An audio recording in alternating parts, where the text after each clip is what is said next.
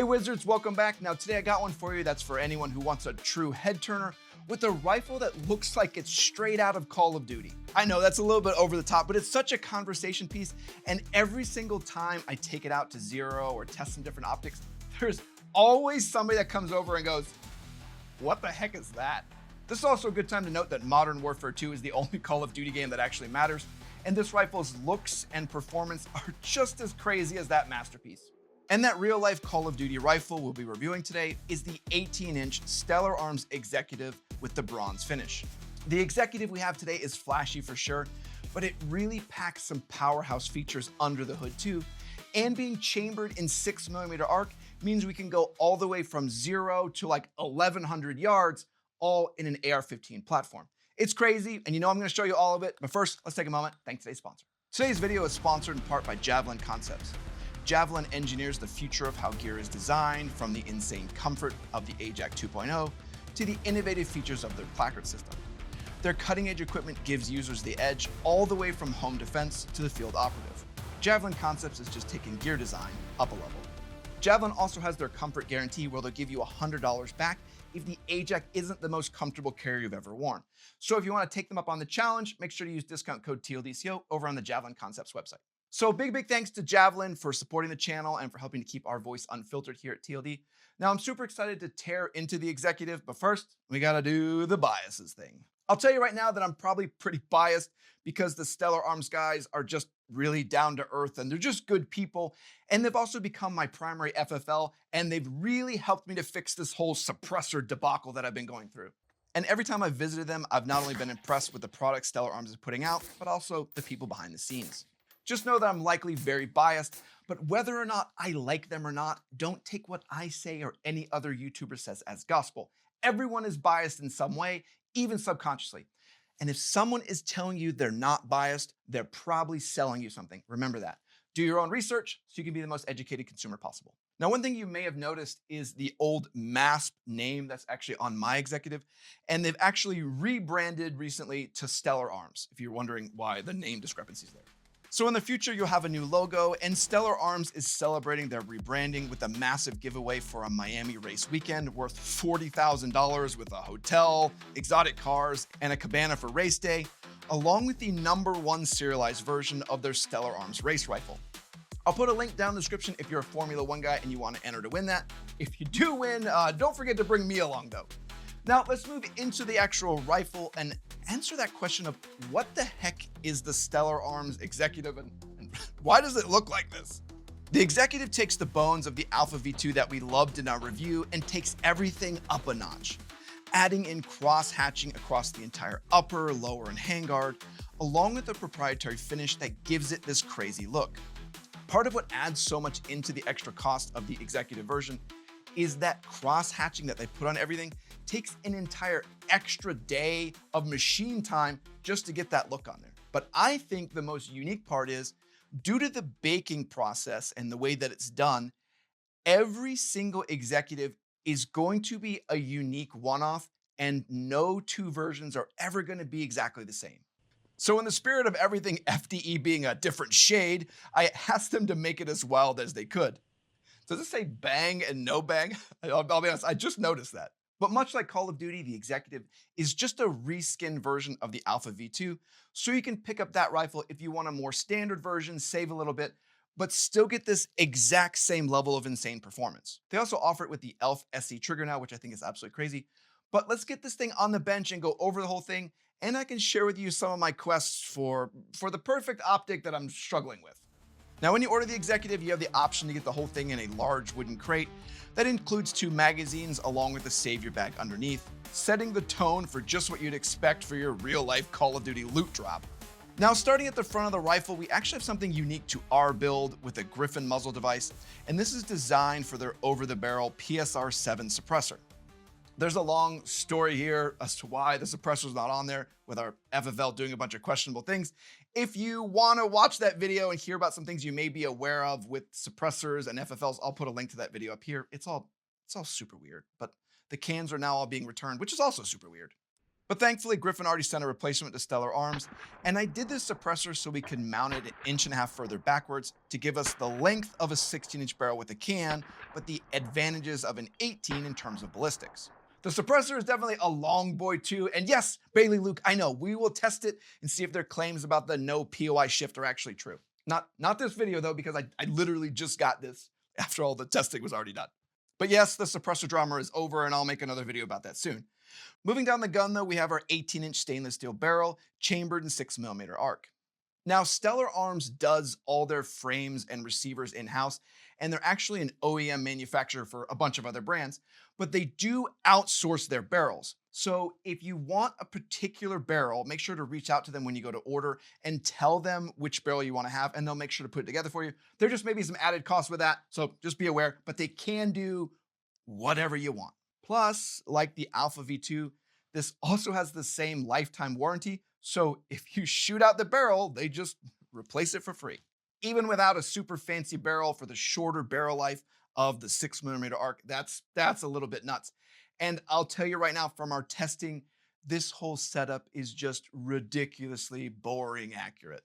Now, hidden underneath our barrel, we have our low profile gas block, again in that nice silver, in a rifle length gas system. The guys at Stellar Arms told me they also take each one of their barrels and their rifles and they actually tune them with the gas port. They don't love adjustable gas blocks, same as me. So just know there is a little bit of secret sauce that's happening behind the scenes with the gas system and the porting and all that also. Then we have our 15-inch billet M-lock handguard that has that cross hatching all over, with M-lock positions on the 3, 6, and 9 o'clock, along with a small Picatinny rail along the front that trails down into top M-lock sections. Now, I talked about this in the Alpha V2 and how I wish that handguard Picatinny rail went all the way down, but I have seen in quite a few different illuminators and different switches like the Axion, they do have an M-lock mount, so it may actually work a lot better than I thought. Plus, I don't know why I'm just now realizing I could just put a M-lock Picatinny slot in the top there. Whatever though, we could definitely solve the problem. One thing I did find super interesting was that because of the cross hatching that's on there, it made it way more grippy than normal, meaning I didn't have to install like the rail scales panel that I normally do because it already had a really nice grippy feel to it. Also, with doing so much with ARCA mounts, I really fell in love with that on the Zion SPR, and I did add in the Area 419 M-lock ARCA rail along the bottom to regain some of that rail functionality. Next, we have our billet upper receiver with the same knurling all over, but you can tell the finish was baked in a slightly different way to give a varied shade to the handguard, but still match the lower. Much like the Alpha V2, we see a slick upper with the forward assist removed, as our Lord Eugene Stoner would have wanted it. And we also have the same throttle charging handle we loved, with large knurled knobs that are great for getting underneath a scope or LPVO without jamming your hands into the optic. We also see a full pick rail along the upper, which we currently have our EOTech Voodoo mounted on with our lead and steel PB3. In our shooting footage, I'll go back and forth between this and the Primary Arms PLXC Nova that we already showed you. I'll put a link to that PLXC Nova up here if you're interested about that optic. Now, after that review, I did swap over to the EOTech Voodoo, and much of that is due to the 6mm arc, like the ballistics and the velocity. There's just so much potential there, and I was really hitting the edge of what an LPVO could do, and we were barely even hitting half of the limit of what 6mm arc can do. And I kind of said it a little bit earlier, that's a little bit of the challenge that I'm running into, is finding the perfect optic setup, like if it exists, that can really maximize a 6mm arc round all the way from 0 to 1,100 yards. And is the 3-18 Voodoo with the Horus reticle and top dot the one that can do it? Not gonna lie to you, from my testing, probably not. Now, inside the gun, we see a Stellar Arms BCG with a nitride bolt and chrome finish to bring the same silver and bronze color to it all. Now, my veterans out there are gonna know this, that you can't use a standard 5.56 bolt with this. So you have to use a different configuration. But your 6mm arc bolts can also be used in 6.5 Grendel and 22 arc. So you kind of get 6 arc, 6.5 Grendel, and 22 arc all in that one bolt configuration. But no, 5.56 bolts won't work. Now moving down, we see the same 70-75 billet lower from the Alpha V2 with the flared magwell built in and nice accent lines, along with the same touch with the cross hatching all over and the bronze finish that I love. The magwell button has been updated to match, and the bolt catch bolt release even uses the same silver color. Now I'm gonna have to find an ambi mag release in silver, so if you know of one, please let me know in the comments. We also see the trigger has been upgraded to the ELF SC trigger I mentioned earlier. This is fantastic and gives you the option of a removable flat or rounded trigger shoe, along with an adjustment all the way from 2.5 to 4 pounds. I have it set to about 3.25 pounds to give me a stupidly crisp break and a short reset. Now, if ELF made a 2-stage trigger, I would probably put that in here. But the 6mm ARC cartridge is so interesting because it can go, all the way from that 0 to 1100. So I'm gonna test out a single stage and see how it does, and then we'll go from there. Maybe we'll switch to a 2-stage later. For the safety, we have the same ambi style we saw previously that I liked, but again, baked an entirely different awesome color. We also see upgraded stainless steel pinball style takedown pins that make disassembly crazy easy. I'll say as a lefty, these can get a little tricky if I'm using my left thumb to activate the safety, but as it's, more of a precision rifle, I normally shoot same side of safety, so I didn't really find any problems when shooting accurately. Now, some of you righties may struggle, which fills my heart with joy. We also see a silver castle nut and end plate with a built-in QD if you use this slot for a sling. I don't. The stock is the B5 enhanced SOP mod to give you a nice cheek weld also. Now, the grip that's included with the Executive is the standard B5 grip. Now, I do like this on most rifles, but I did find it was a little bit slim for me and I preferred a wider grip, particularly when I'm shooting long range or precision. And I upgraded to the MDT Vertical Grip Elite that gives you some angle adjustments, and I think that style will help relax my hand to get more consistent shots also. The Executive is just a standard AR, so you can do whatever grips you prefer. You don't have to do the ones that I like. Okay, one more thing. I forgot about the bipod. This is the B&T Gen 2 Canton Lock Atlas bipod. We used this in the past and found the large leg base gave a ton more stability than even other Atlas bipods that we loved. Okay, goodness, so that's the whole rifle. Now let's get into the test, and the first one is weight. And I'll let all of you down right now that this whole thing is all set up and customized and everything's 0. So the likelihood that I'm gonna tear it all apart, just to tell you it doesn't weigh very much, is very, very low. Hey, yeah, it's Welsh. Yeah, no, hey, what's up? Hey, how much does the Executive weigh? After extensive research and analysis, it's determined that the Stellar Arms Executive weighs around 6.5 pounds based off of what different options you pick and other things you have added to it. Now, though, we can move on from that. The next test is going to be reliability, and I'll tell you here, we had no issues at all. Due to installing the muzzle device at Stellar Arms, I actually was the one that did the first rounds of testing, and from initial zeroing all the way to testing multiple optics, we had not one malfunction. I wasn't really doing any rapid shots with it. It was mostly just accuracy and some precision shots, but overall reliability was fantastic. The only small issue that I had, there was one magazine that just didn't like to lock back when I left the gun just completely gross and never cleaned it. The mags we were using are Duramags, and talking to Stellar Arms about it, like I said, it was only one of them that was doing it. They did recommend that we actually use ASC mags instead though. And I did order some of those mags and they'll be in shortly, but I really do think that adding the can to the front of it is gonna add some extra pressure and solve all the problems anyway. All right, so for our next test, we are going to do, sorry, I forgot which one we're doing. Overall shooting feel and recoil. Now with the 6mm ARC, there is more of a sharper bite as it comes to recoil compared to the 5.56 version, but it also reminds you that the cartridge you have is far, far more capable. The standard Executive comes with a bit more of a crazy break that takes a lot more of that edge off, but overall the change in recoil was expected and manageable. When I get the can, I'll probably swap out the carrier itself, like leave the bolt and everything, but just swap out the carrier to the bootleg carrier because it gives you those 4 positions of adjustability that help a lot when you add a suppressor, and also as a lefty gets a lot of the gas out of my face. Plus, when you're in a training class, it's so much easier to be able to open it up when everything just gets all gross and you don't have to take time to clean it. So I really love the bootleg BCGs. You'll probably see that in there later, and it just makes it tuning it awesome and always runs amazing. Okay, looks like controls is next, and I'll probably just complain the whole time here about being left-handed some more. Here the controls start with an ambi safety, but just like the Alpha V2, most of the other controls are standard mil-spec, and I found, much like that setup, I could be significantly faster being left-handed with a few more options added in. It's certainly not a deal breaker by any means, and I'd probably throw on like a Knight's Armament ambi mag release or like the CMG one and just call it a day because those ones work great. 100% though, not the forward controls design one. That one just whines and cries depending on what lower it's on. It is not good. I'm also not sure if I'm allowed to say this, but Stellar Arms is also working on a pretty awesome ambi lower too, so that may just solve all my problems. But you didn't hear any of that from me. All right, so the next test is I thought we removed this test. This is the mag drop test. I don't know why this is still here. This is from the piston guns we tested that had odd lower receivers, but the Executive had no issues here. I'll also add the flared magwell was another shining spot for me, as I could save a bit without having to buy an aftermarket option and still get those easier to insert mags. Now, is it a training issue?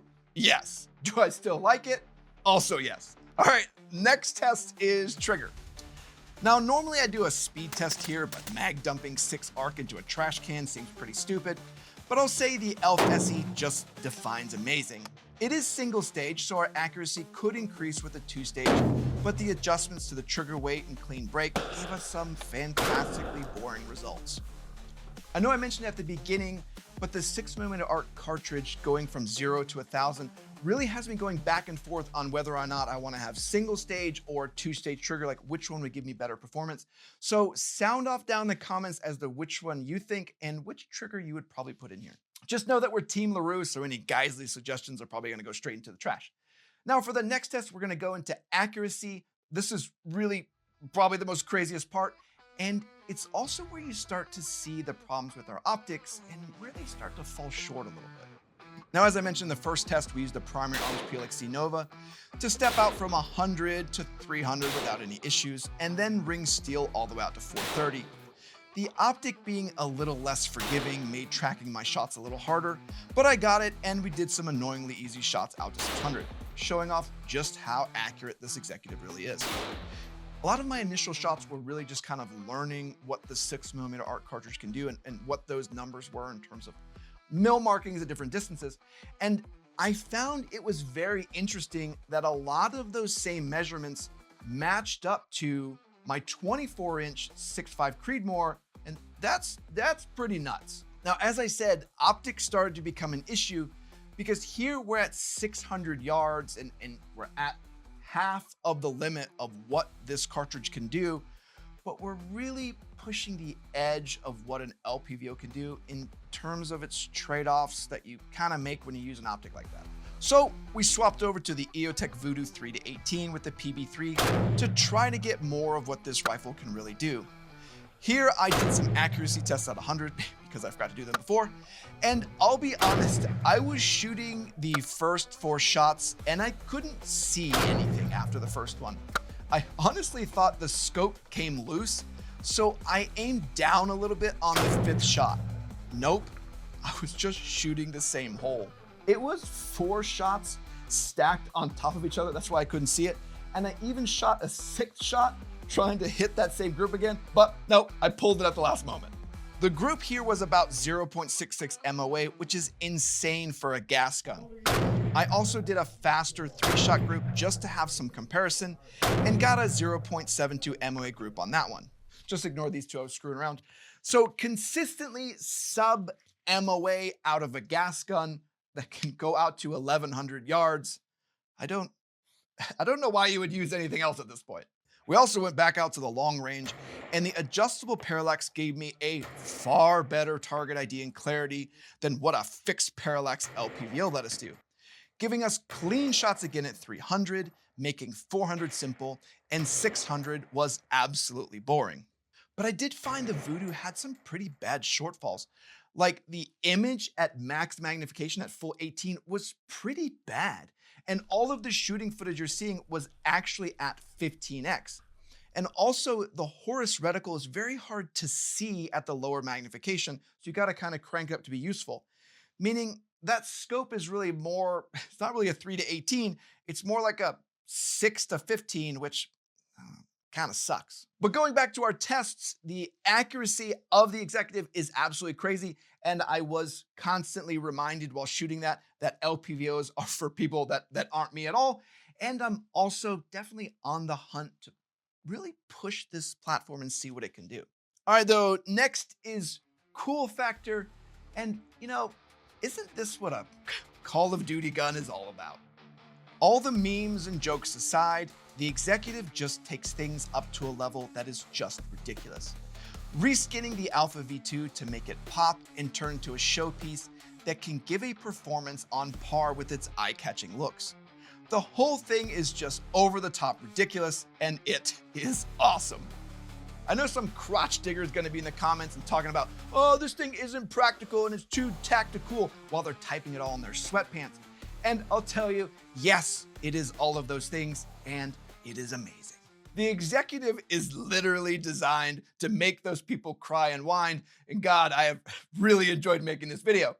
All right, for the last test we're gonna do is the comparative market.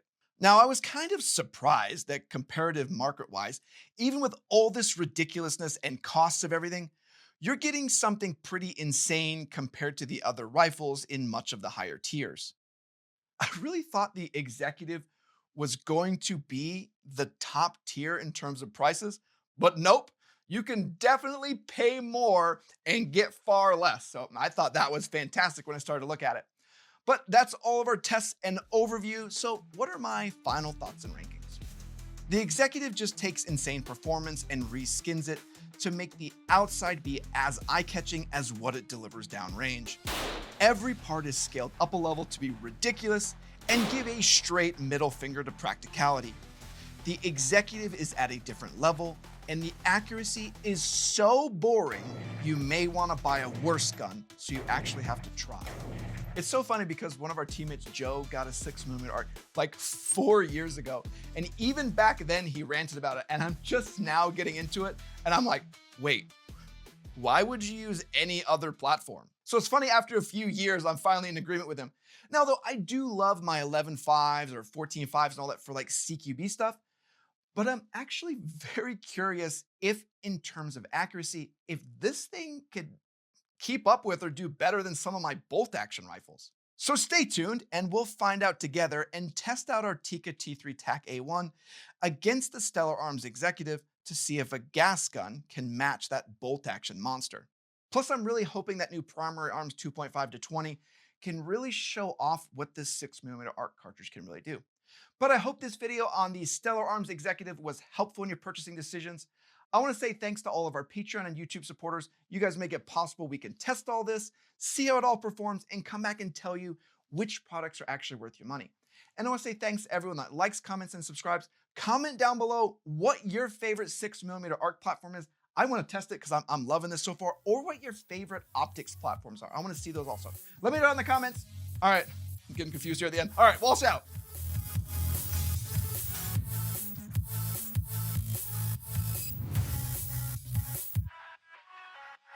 Oh, you guys are still here? Oh, great. Because I'm not happy about this. Let me grab all these. Look. You guys wanted to do, like, you guys all even voted for it. You wanted to see all these, oh, there's more on the ground. You guys want to see all these slings. So we're going to do a whole sling comparison. I'm going to tell you right now, the difference between these all is very, very little, besides, I think most of them price. So if you want to pay more for one, it's cool. Most of them are padded. Some of them are, we'll go through it all. So yeah, next video, we'll go through about 1 billion slings, and we got some cool stuff coming from Bull. We got a cool Griffin pistol. We're gonna be testing out the Radian, the new Radian Mark 1 too. So that one's a little bit more expensive. So I kind of want to see if there is that performance with the added cost. So we'll find out together. Maybe, maybe not. I hope so. Otherwise, they're gonna get mad. All right, you guys gotta go. Hope you guys have a good one. I gotta go too. It's cold. All right, bye.